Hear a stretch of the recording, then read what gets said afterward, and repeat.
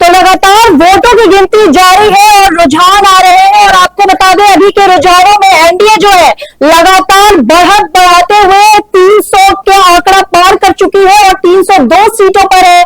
वहीं India alliance जो है वो 332 सीटों पर है। और अगर हम एमपी की बात करें, मध्य प्रदेश में बीजेपी ने बिल्कुल सुपर साफ कर दिया है और 29 में से 29 सीटें बीजेपी ने जीत ली है। और ये बम्पर जीत, प्रचंड जीत है बीजेपी के पूरे मध्य प्रदेश में। तो इसी पर आगे चर्चा के लिए हमारे साथ state head MP Mukesh Sharma जुड़ रहे हैं। मुकेश जी जी रश्मि जी बताएं कि बीजेपी ने प्रचंड जीत, लगभग जो रुझानों में अभी तक के आंकड़े हैं, बहुमत हासिल तो की ही है, 300 का आंकड़ा पार कर लिया है। और साथ में मध्य प्रदेश में 29 में से 29 सीटें बीजेपी जीत चुकी है। तो क्या कहेंगे आप, जिस तरह से वहां बड़े नेता थे ज्योतिरादित्य सिंधिया, तो गुना से उन्होंने 3,75,000 के वोटों से वो आगे है। और अगर हम बात करें पूर्व मुख्यमंत्री शिवराज सिंह चौहान की, तो विदिशा सीट से वो लगभग 3.5 लाख वोटों से आगे चल रहे हैं और बम्पर जीत हासिल की है बीजेपी ने वहां। तो बताएं कि कौन से वो मुद्दे रहे थे जिस पर बीजेपी को यह प्रचंड जीत हासिल हुई है। रश्मि आपको बता दें, वैसे भाजपा गढ़ रहा है मध्य प्रदेश में भाजपा का हमेशा, क्योंकि इस बार प्रधानमंत्री मोदी ने चेहरे भी बदले चुनाव को देखते हुए, क्योंकि तीन बार से मुख्यमंत्री शिवराज सिंह चौहान थे। तो कहीं ना कहीं उन्होंने जो पिछड़ा वर्ग है उसको साथ देने के लिए उन्होंने यादव समुदाय से डॉक्टर मोहन यादव को सीएम बनाया और कहीं ना कहीं एक्सपेरिमेंट किया कि कहीं ना कहीं जो है परिणाम बदले जाएंगे और उनका सही भी साबित हुआ। जो पिछड़ा वर्ग का वोट बैंक है वो बीजेपी के साथ आया है और कहीं ना कहीं इसे कहेंगे कि पिछली जो जीतें हुई है उनसे भी एक बम्पर जीत जो है मध्य प्रदेश में भारतीय जनता पार्टी को मिली है। जो एक सीट जो कांग्रेस की गढ़ कही जाती थी, नकुलनाथ या उसे आप कह लीजिए कमलनाथ, तो वहां भी जो है बीजेपी ने सेंधमारी कर दी है और कहीं ना कहीं वो सीट भी जीत की हो रही अग्रसर है। कुछ समय बाद परिणाम आपके सामने होंगे और 29 के 29 बिल्कुल। और चौंकाने वाले परिणाम है कि छिंदवाड़ा सीट जो गढ़ मानी जाती थी कमलनाथ के बेटे नकुलनाथ थे और वो भी हार चुके हैं। तो अब वो सीट भी कांग्रेस के हाथ से निकल गई है। जी बिल्कुल बिल्कुल रश्मि, बिल्कुल आप सही कह रही है। जो एक सीट जो साख बचाती थी कांग्रेस पार्टी की मध्य प्रदेश में, वो भी सीट कहीं ना कहीं कमलनाथ और नकुलनाथ के हाथ से चली गई है। और ये या तो कहें बीजेपी या मोदी की जो योजना रही है, प्रधानमंत्री आवास योजना रही है, भ्रष्टाचार के खिलाफ जो योजना रही है और कहीं ना कहीं हिंदू वोट बैंक है, वो कहीं ना कहीं एकजुट करने में भारतीय जनता पार्टी। और शिवराज सिंह ने जो कई योजनाएं चलाई महिलाओं के लिए, खासकर लाडली बहन योजना, तो इसका भी बहुत बड़ा प्रभाव पड़ा है। क्या कहेंगे? जी रश्मि, विधानसभा चुनाव को भी देख लीजिए और लोकसभा चुनाव दोनों ही कहे तो भारतीय जनता पार्टी ने जो उम्मीद नहीं की थी, क्योंकि 3 बार के जो सीएम रहे, यानी कि 18 से 20 वर्षों का जो शासन रहा है भारतीय जनता पार्टी का, कहीं ना कहीं हम लोग देखते हैं कि 2 से 3 बार जब मुख्यमंत्री एक ही पार्टी का रहता है तो कहीं ना कहीं बदलाव देखने को मिलता है। लेकिन यहाँ ऐसा नहीं मिला है। एमपी कहीं ना कहीं भाजपा जो है एमपी के दिल में बसती है और निश्चित ही जो नारा दिया गया था कि मोदी के मध्य प्रदेश है, वो कहीं ना कहीं चरितार्थ साबित होता है। बिल्कुल। अगर आप देखें रश्मि, तो इन चुनावों में कांग्रेस ने जो है कास्ट का मुद्दा रखा कि कास्ट कराई जाए, उनकी गिनती कराई जाए और कहीं ना कहीं उन्होंने कहा कि खटाखट जो है आपको 8,500 रुपए आपको 1 तारीख से 1 जुलाई से मिलने लगेगा। तो वो जो मुद्दे कांग्रेस ने कहे, जो राहुल गांधी प्रियंका गांधी ने कहा, उन बातों पर मतलब जो है मध्य प्रदेश की जनता कहीं झांसे में नहीं आई, क्योंकि सबने अपने अपने दाव चले, लेकिन कांग्रेस पार्टी का दाव यहाँ पर नहीं चल पाया। और बात करें बड़े चेहरों की रश्मि, तो आप लोकसभा जो चुनाव में है, ज्योतिरादित्य सिंधिया जो एक बड़े चेहरे हैं भारतीय जनता पार्टी के, वो कम से कम 3 लाख के ऊपर 2 लाख के ऊपर 2 लाख के ऊपर 2.5 लाख के लमसम 2.25 लाख के वोटों से आगे चल रहे हैं। और निश्चित ही अभी के आंकड़ों में 3,75,000 वोटों से वो आगे चल रहे हैं। जी, जो ताजा आंकड़े कर रहे हैं जी ज्योतिरादित्य सिंधिया की गुना से। जी बिल्कुल ऐसा ही है। और बात करें शिवराज सिंह चौहान के, जो 3 बार के मुख्यमंत्री भी रहे और बात करें अभी तो वो भी 3 लाख से ऊपर ही वोटों से जीत रहे हैं। तो ये बहुत बड़ी उपलब्धि है भारतीय जनता पार्टी की। लेकिन कहीं ना कहीं जो है 400 पार का नारा था रश्मि, वो कहीं ना कहीं पिछड़ता हुआ नजर आ रहा है। पार्टी को ये भी सोचना चाहिए, भारतीय जनता पार्टी को, जो नारा दिया गया था। और बात करें तो अपने बलबूते पे भी स्पष्ट 272 जो जादुई आंकड़ा है जो सरकार बनाने का, उसको छू नहीं पाई है भारतीय जनता पार्टी। ये भी भारतीय जनता पार्टी को एक चिंतन का विषय है, सोचने का विषय है। जी, जबकि गुजरात गांधीनगर में अमित शाह ने भी बड़ी बढ़त ली है और लगभग 6.5-7 लाख वोटों से वो आगे चल रहे हैं। लेकिन यूपी में, उत्तर प्रदेश में टफ फाइट मिल रही है उन्हें इंडिया अलायंस से। तो उत्तर प्रदेश में मुकाबला कड़ा है, क्या कहेंगे आप?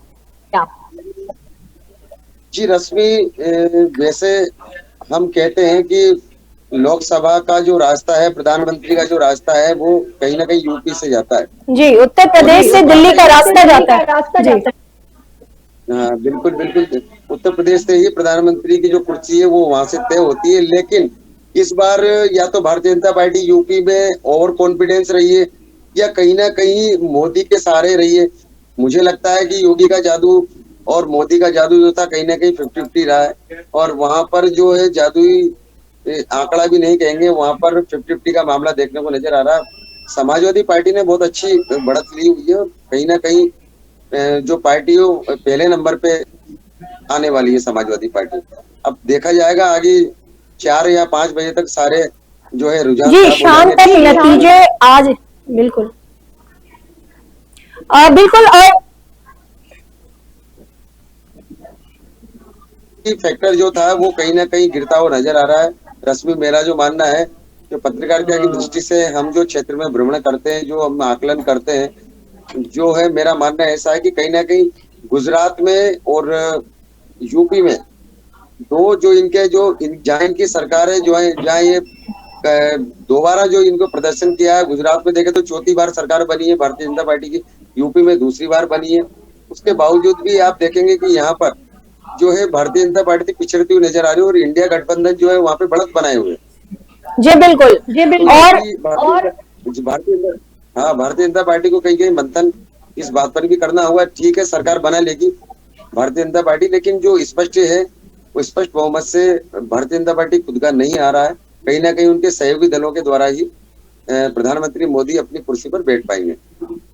जी, और कांग्रेस का भी अगर देखें तो प्रदर्शन काफी अच्छा रहा, बिकॉज जो हमारी राहुल गांधी जी की जो भारत जोड़ो यात्रा रही, तो उसका भी काफी बड़ा इफेक्ट पड़ा चुनाव पर, क्या कहेंगे? देखिए रश्मि, इसमें 2 तर्क हैं मेरे।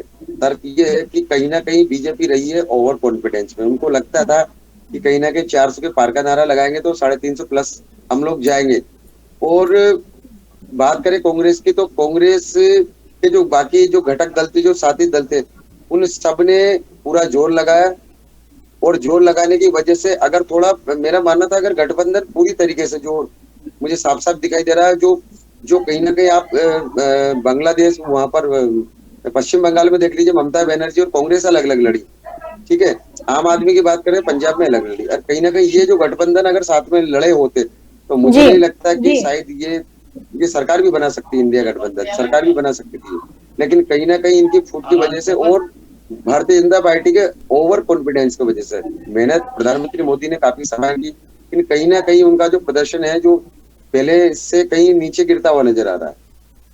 जी, और बिहार में भी अगर हम कहें, जदयू के गठबंधन में उन्होंने काफी अच्छा प्रदर्शन वो कर रहे हैं एनडीए गठबंधन की, क्योंकि जदयू की भी वहां लगभग 17 सीटें हैं।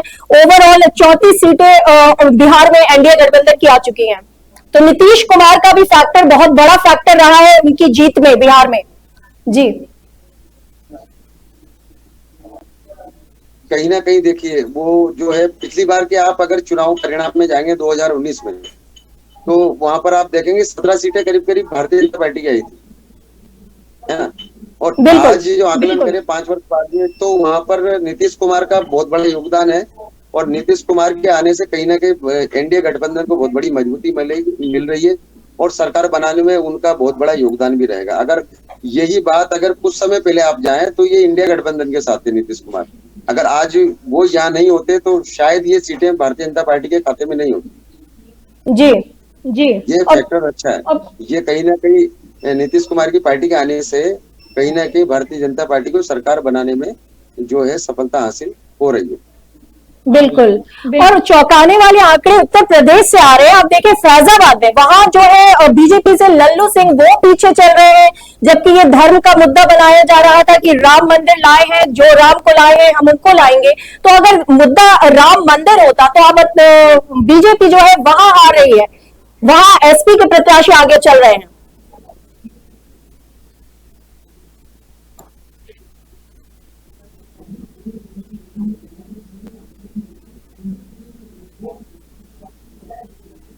जी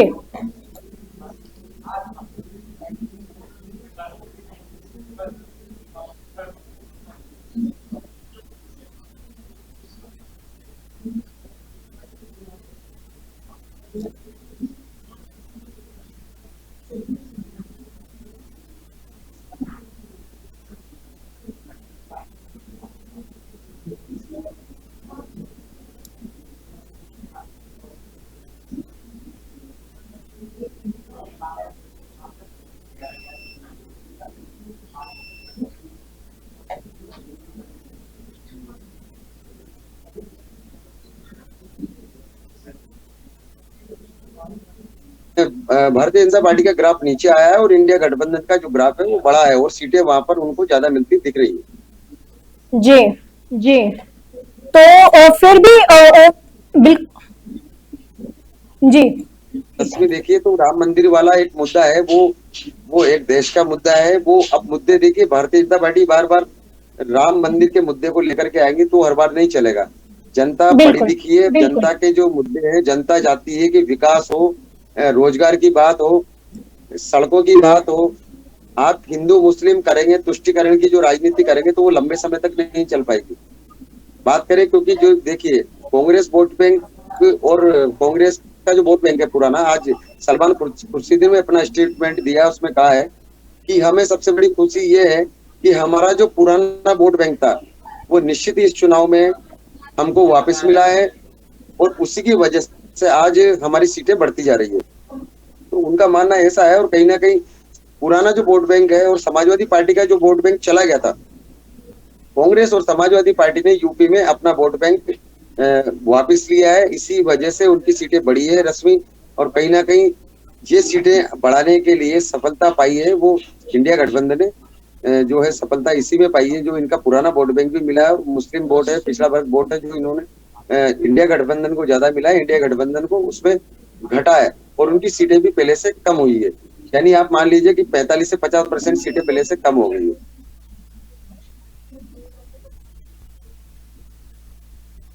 तो मुकेश जी, मैं ये जानना चाहूंगी कि अब जो है मजबूत हो रहा है, तो क्या लगता है कि वो किस तरीके से उसकी कैसी छवि उभर के आएगी अगर फिर से इस बार बीजेपी की सरकार बनती है? तो विपक्ष का क्या रोल रहेगा या उनका क्या नया स्वरूप देखने को मिलेगा?